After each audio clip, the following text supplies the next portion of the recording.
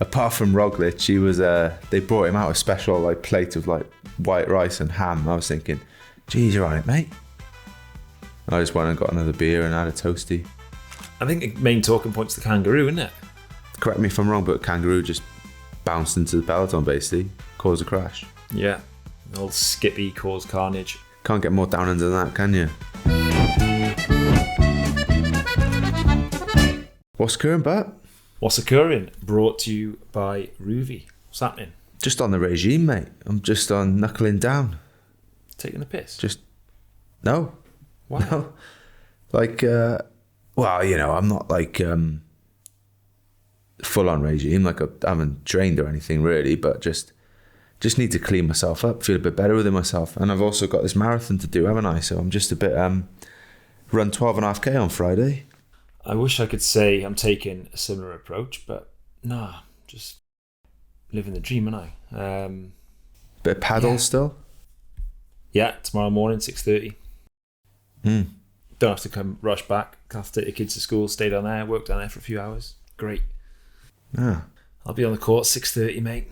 I'll tell you what I did on the weekend actually. I came back from Tenerife and on the Saturday I saw like they were setting up for the rally, Monte Carlo rally, like the World Rally Championships. And you know, Alvin Evans is in it, the Welsh lad who's been like 5 times second. So and I knew S4C were there, so I sent him a quick message like, "Oh, come over, I'll come down, say hello." They were too busy to actually speak to him, but sorted us out with a pass to go into the Red Bull hospitality behind enemy lines. Yeah. But it was good to see those cars are so loud. Like, you know, you've been to the Formula One before, like especially recently, they're quite a lot quieter, aren't they? But these cars, mate, like it was just, you know, like when you see anything live, it's so much more impressive, isn't it? And they went over Turini in full snow, didn't they? Yeah. It was mad actually, like the different conditions. Because I met Emir, his name is, from S4C. I met him afterwards. Or was it the next day? Anyway, whenever it was, it was the next day because we were watching United Arsenal. And flying at the minute, aren't they, United? United, yeah, mate, flying. They, 3-2. But Cardiff City are winning at the moment as well, 2-0. As we speak. Oh, there we go. Yeah, so it's a good day. Back into the championship. But sorry, I got distracted then. But yeah, anyway, so this S4C guy, he like does a lot of the rallies over like last, 15, 20 years, he was saying. And he was saying this is one of the toughest because there's just different conditions all the time. Like they get snow, ice, you know, bit of gravel and mud or whatever. So, you know, when you just, I think we mentioned it in a pod before, like, oh yeah, with your AG2M S4C, whatever it's called, sponsorship. Yeah, like, but when you, it's just so interesting, like when you just hear about it and like all the different things that they have to do and whatever. So that was interesting. And saw Roglic. You can go into a different world like that and you can always learn. You can always take something from a completely different sport, even if it's a tiny little snippet, especially if you're behind enemy lines and you can see how they operate. For sure you went there, look around and go, wow, they do that. How can we use that? Yeah, to be honest, not in the bit I was in. This bit was just where people were drinking and eating like toasties. But apart from Roglic, he was. They brought him out a special like plate of like white rice and ham. I was thinking, geez, you're on it, mate. I just went and got another beer and had a toasty. And hang on, you said you're on the regime. Now you're on about drinking beers. Mate, well, you can have one day off. You can have one day off. They absolutely hammered down as well. So we just stood in the rain, like under our brollies, like watching, but that was good. But anyway, that was our weekend. Mate, Tour Down Under. Let's get into it, shall we? We'll start from the end and work our way back, shall we? Oh, okay. I was going to go the other way, but yeah, let's do that. All right, well, either or. Rock, paper, scissors. Go. 1, 2, 3. You just changed so late then. Nah, I didn't. There must be a delay. All right. Where were we? Stage 3 then. Yeah. Well, Welsford, what a win! Like you. Yeah. Anyway, stage 4. No, it was great to see. He was actually quite emotional, wasn't he? At the end, I think last year was a tough year for him.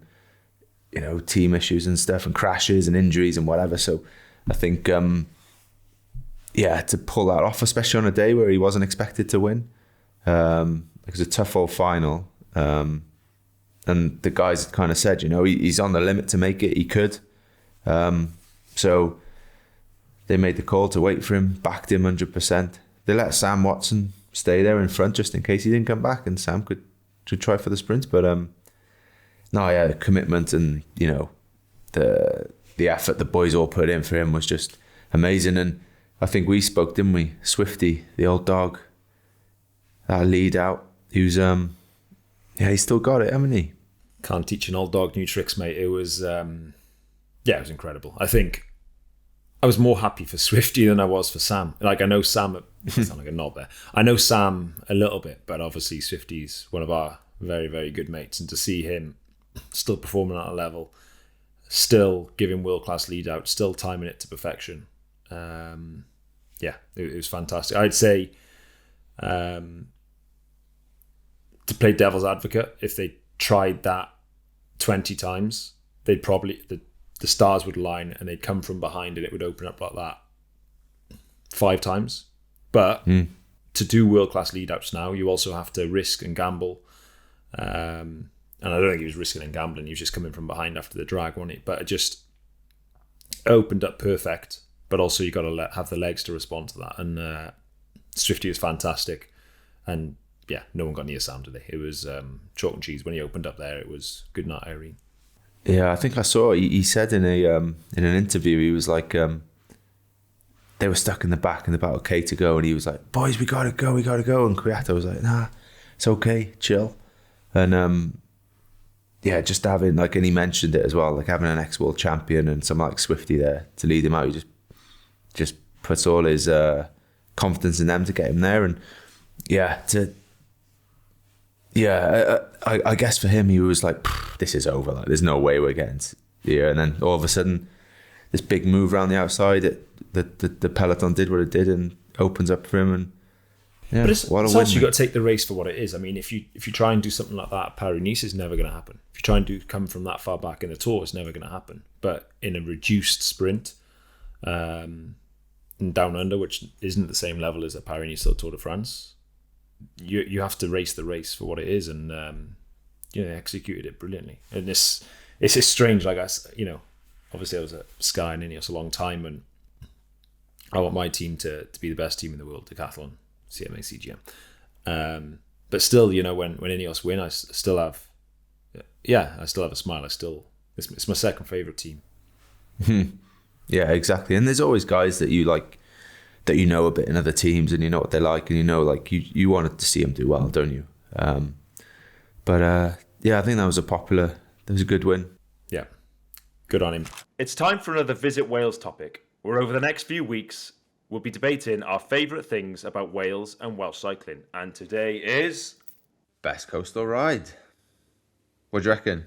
I think I had it pretty set, and then I thought, oh, actually no, maybe over there.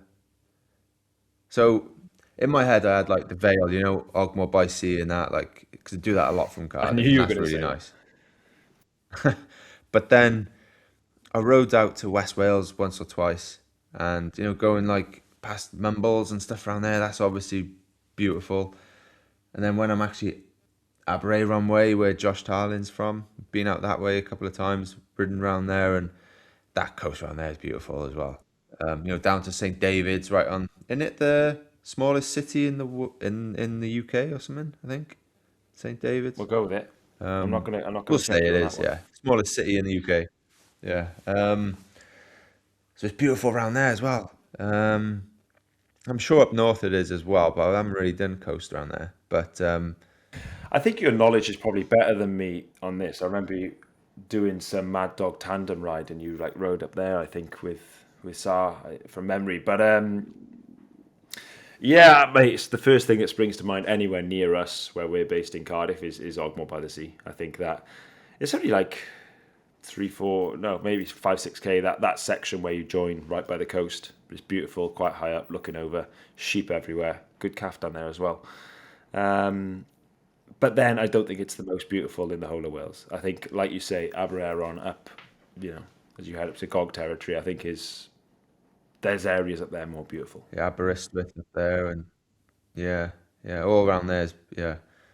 Obviously, you can go all the way around to like Tenby and that, can't you? Although you wouldn't do that in one ride, but all around there's it's really nice, and it's not too. It's pretty quiet.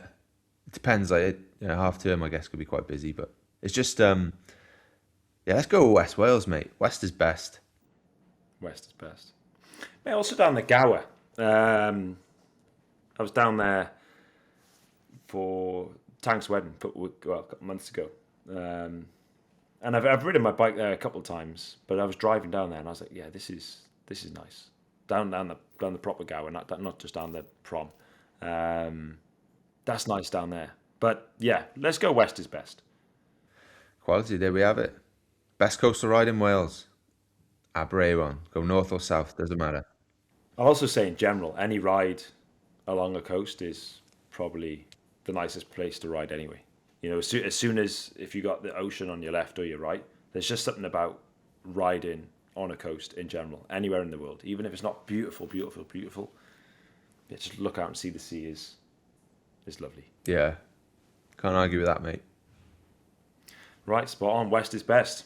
Don't forget we're working with ROUVY this winter to keep the legs turning. Head to ROUVY and use the code WATTS for an additional 30-day free trial when you sign up for the first time. The code is valid for single monthly subscriptions for new subscribers only. ROUVY is on a mission to bring the indoors to the outdoors, letting you ride real routes from around the world, all from your own home. And it's not just riding. ROUVY can help you hit your cycling goals with a huge workout gallery and structured training plans, including plans from World Tour teams Lidl Trek and Visma Lisa Bike. Plus, our What's Occurring group rides are live every Wednesday at 6:30 p.m. UK time, so you can train, ride and suffer together. Start now and get ready for the next outdoor season with ROUVY. Use the code WATTS for an extra month free when you subscribe for the first time. Stage 4, mate. 130k, 1,624 meters climbing. Stage, yeah, what should have been wasn't. The day that I thought Johnny, I said in the last pod, would take some time bonuses and take the lead. I couldn't have been more wrong. There's a bit of crosswind early on. Looks like he caught a wheel, crashed. Yeah, I was going to say, like, it all went wrong for you there, didn't it? Obviously, they took one longer out because of the heat and the fire risk or whatever. So it was supposed to be 3 times or longer for the first time. It ended up being 0 times. And as you say, Johnny had that crash as well. Never nice to see, but especially when someone's going well and, you know, in a good position to do well in the race. It was, yeah, it wasn't the best to watch, was it? But I think, UAE were... Well, they had some bad luck, actually, didn't they? I think... they had a stinker, mate. Yeah. Like, I don't want to jump forward straight away, but didn't the next day, is that when there was the Kangaroo crash? Yeah. We'll dive into that shortly. But we'll get onto that in a minute, yeah. Yeah, and they also had Langen crash on stage 4 on that stage as well, I think. A bit later on in the feed zone just before... they went through the finish. They had Langen crash there. I mean, off topic, it continues today in Alula with Jan Christian going into the race as leader, and he crashed, chasing back on, got a sticky bottle, 20-second penalty. But I mean, it didn't go that bad. They also won the race, didn't they? Yeah, it's just never nice to see. But the winner of that stage, a fellow Brit. So talking about people it's good to see win. It's good to see old Ethan Vernon winning that stage. Yeah, I mean, he, again, strongest guy. I think... he put some ground into him, didn't he? There was he open air between them. Incredible, yeah. I think our boys did a great job trying to execute that lead out.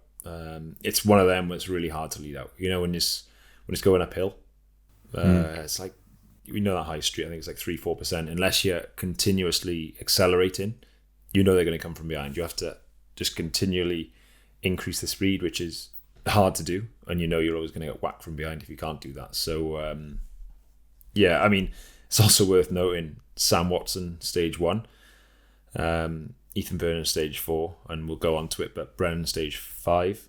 So three of the Brits 3 stages for the Brits, which is notable as well now. Yeah, and like I was going to say, in that heat as well, it was like 42 degrees, wasn't it, that day?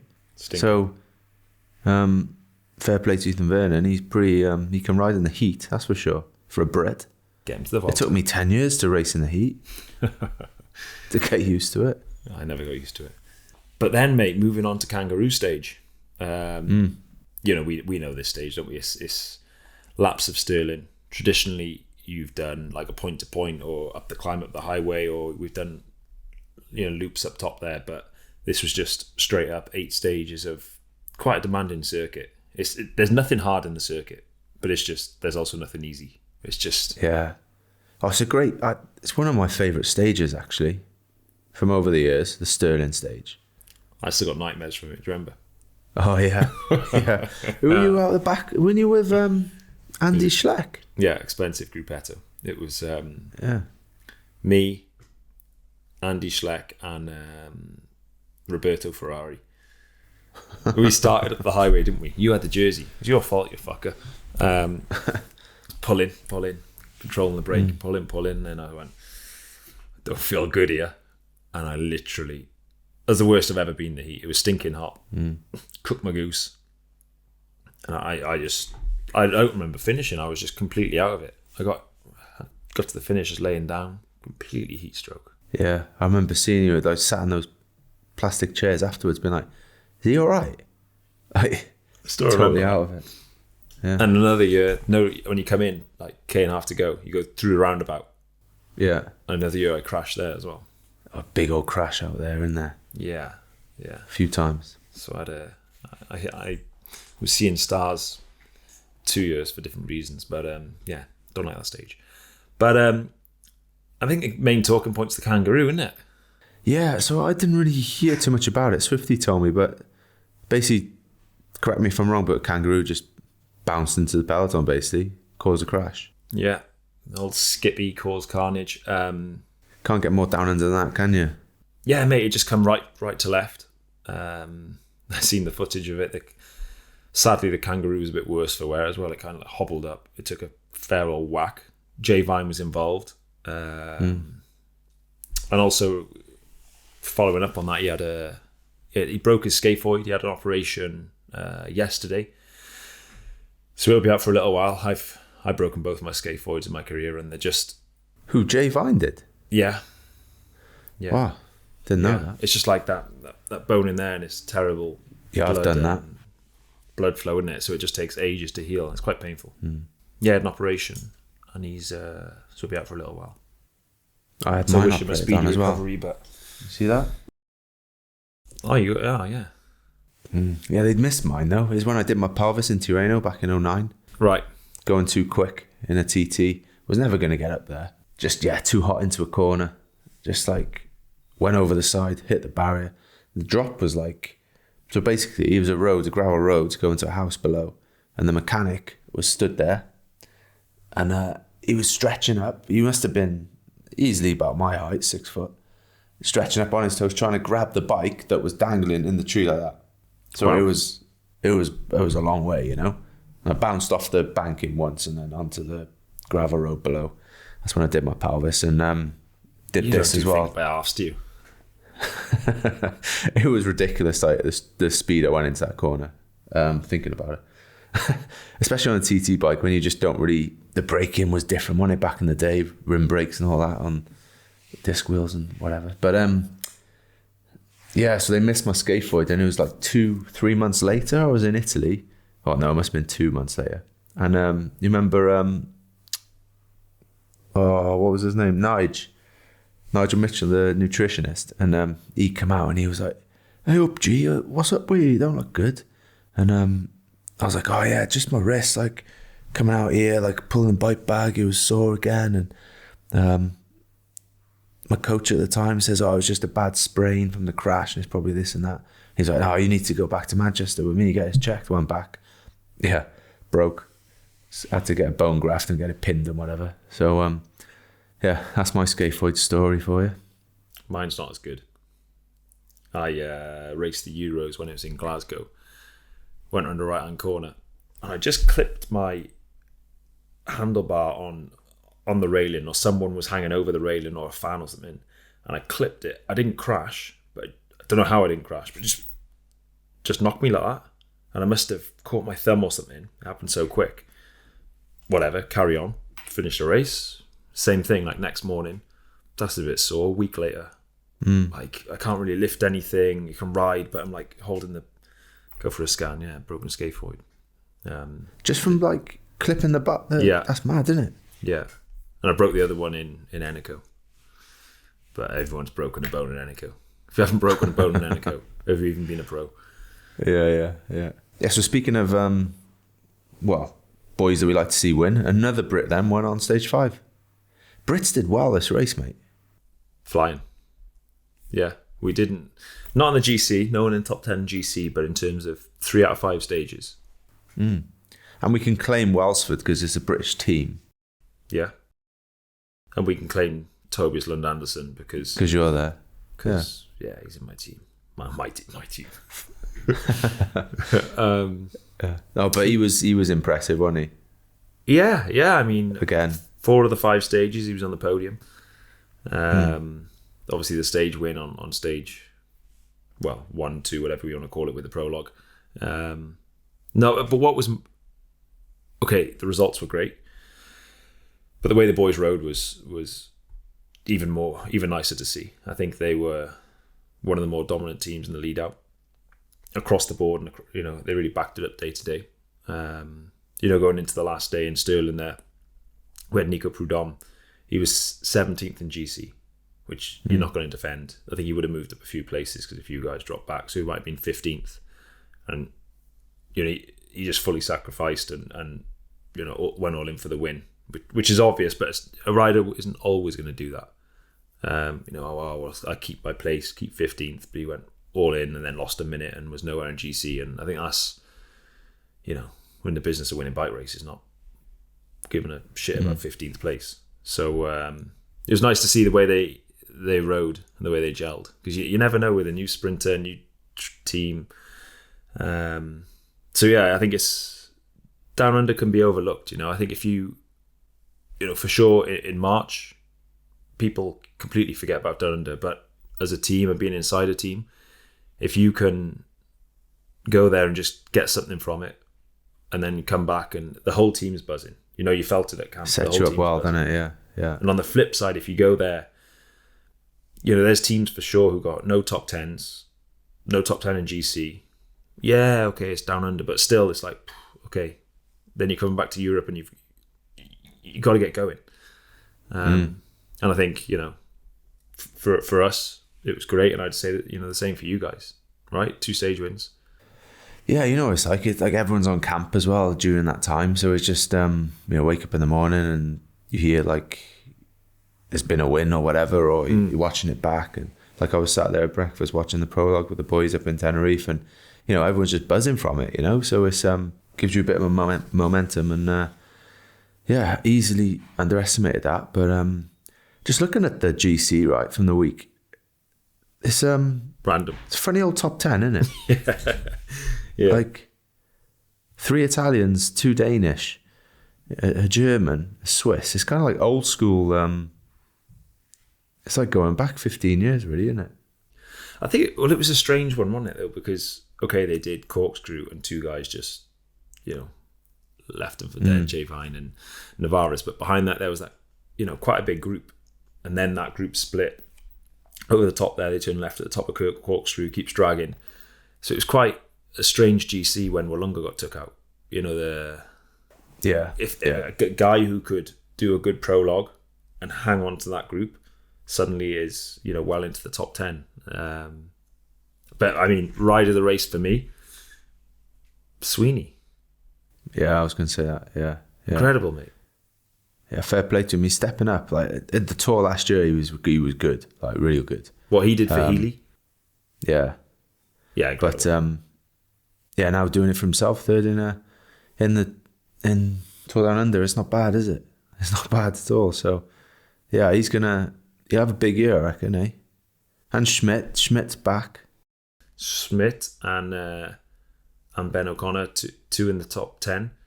Jaco leading the UCI rankings after because Bling won the other day as well, didn't he? In the one day in Spain. Yeah. So Jaco top of the UCI rankings for how long I don't know, but take it whilst you can. Good start for them boys. Back on home turf. Before the race, if you were to say they'd finished second in GC, first of all you'd say it would have been Ben O'Connor, not Mauro Smith or Plappy, but probably their third best GC guy on paper finished second. So good on the man. Yeah, fair play. Some engine, that boy. So, yeah, they'll be up in Alula, won't they? Obviously, being one of their sponsors. Yeah. You'd be pretty disappointed if they weren't there. No, I mean, they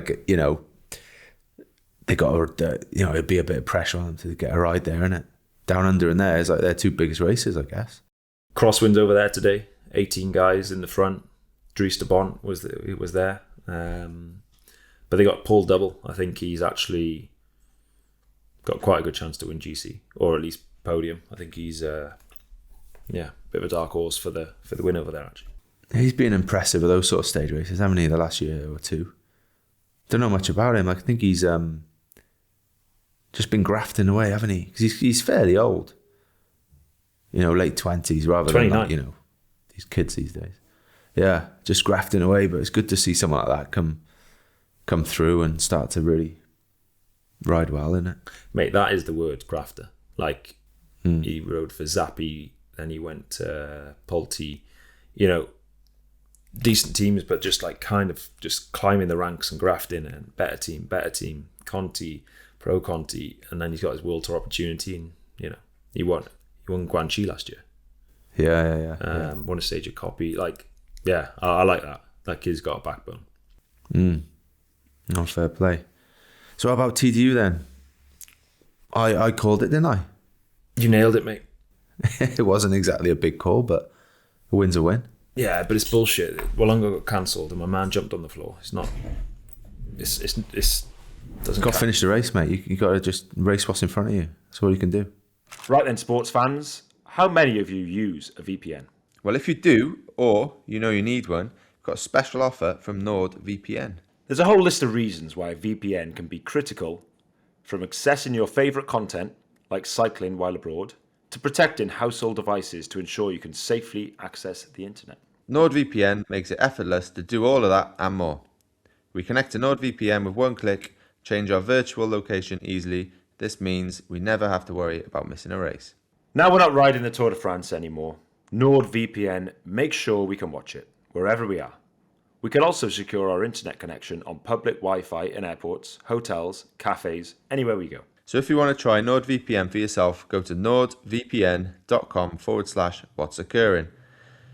And our link will give you an extra 4 months for free on a 2-year plan. It's the best discount available and equivalent to the price of a cup of coffee per month. Plus, there's no risk with Nord's 30-day money-back guarantee. So that's nordvpn.com/what's occurring. We've also left a link in the podcast description if you need it. Another news. There's, for those who aren't aware, there's Tour Down Under. And then midweek, there is a one-day race, Surf Coast Classic. And then on the Sunday is Cadel Evans Great Ocean Road Race. Now, news came in today. We've seen it this morning off the team, but it's out there now. Is the Great Ocean Road Race is cancelled because of risk of forest fires. Spoke to Luke Roberts this morning. It was 46 degrees. The hottest day in, I think you said 20 years. Hottest day they've had in 20 years. And forest fires. And there's actually forest fires as they speak. And it's going to with the way the wind's going, it's going to cross over onto the course. So they're going to throw a 54k criterium in the mix instead. Are your boys doing that? Yeah. They're all keen for it.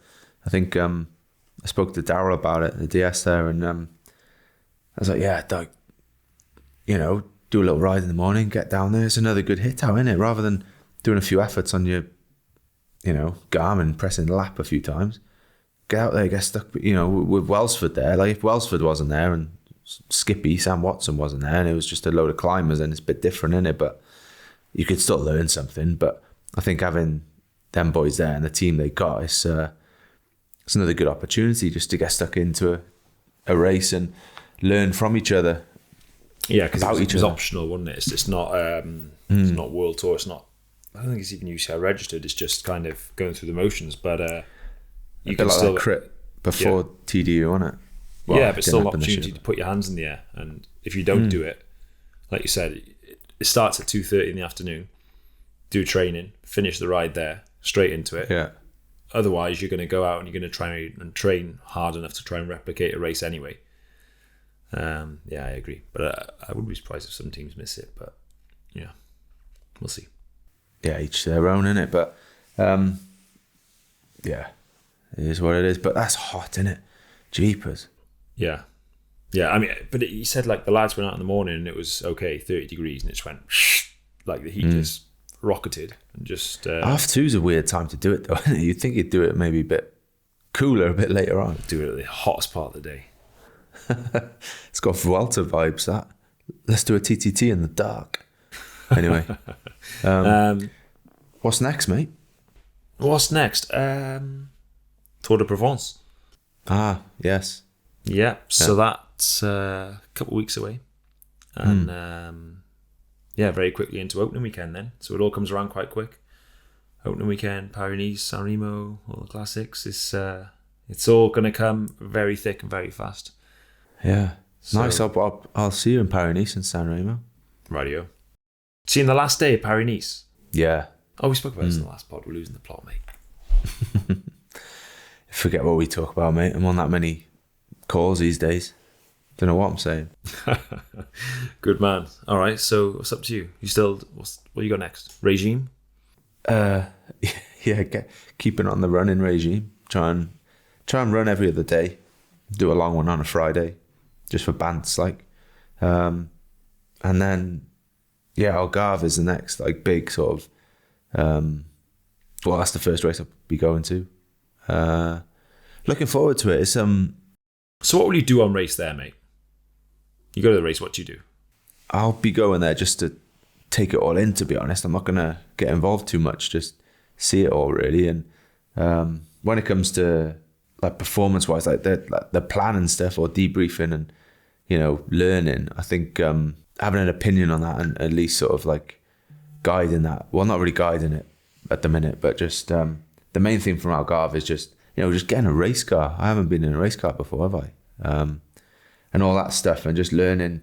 So you who's know, the DS there? Nisi and Stannard. So who's lead? I think Nisi. Should be in the car with Easy. Yeah. Big German Nisi. So Neasy will drive and radio, and you'll just passenger seat and take it in. Yeah. I think it'd be It's, good to see, because you you'll have need to some do it. It's so, Yeah. yeah. It's sometimes it's like, wow. Yeah. Don't get me wrong, 95% of the time you're driving along at 40k an hour in a convoy, just like.